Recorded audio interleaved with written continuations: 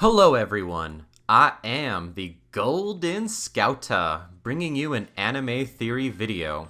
I originally made a joke post on Twitter which I basically said, what if the next Dragon Ball villain was someone who was betrayed and locked in the Room of Spirit and Time?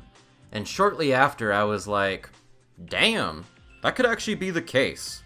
Now, let me explain. Spoilers for anyone who has not read the latest manga chapter or the Granola arc in general. 3, 2, 1. So, it was revealed that Frieza trained in another dimension, which is said to function like how the Room of Spirit and Time does.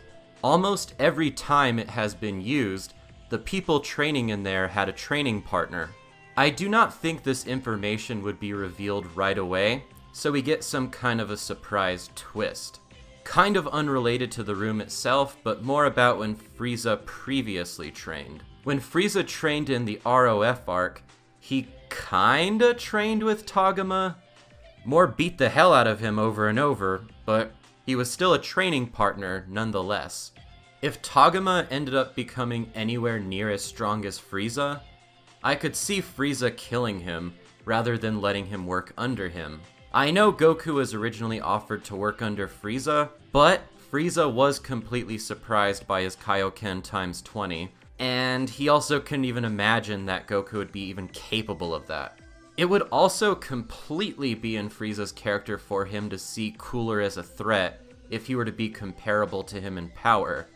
And I could see him destroying the entrance to the dimension they were training in like, "Oh, I'll be back, brother. I'm going to go get bread and milk."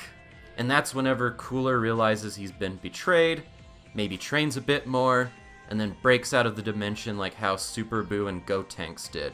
I have also heard that Cooler has been promoted quite a bit in Dokkan as of recently. Cell was promoted in a similar way before Superhero, and then Cell returned. There is also that line from Whis, which implied that Frieza may not be the strongest in the universe, and there may be someone else. I know that this is probably the weakest reasoning out of everything I've brought up so far, since it could be a completely new villain, or not even a villain.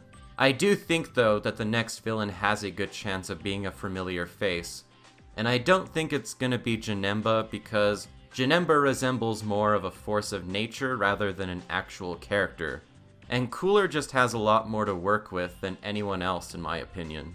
But whether you love it or hate it, Dragon Ball Super has a lot of nostalgia-fueled aspects to it. Frieza coming back in ROF, future Trunks and an evil Goku-type character, Kale being a Broly reference, and even Broly coming back again, and quite a few other things.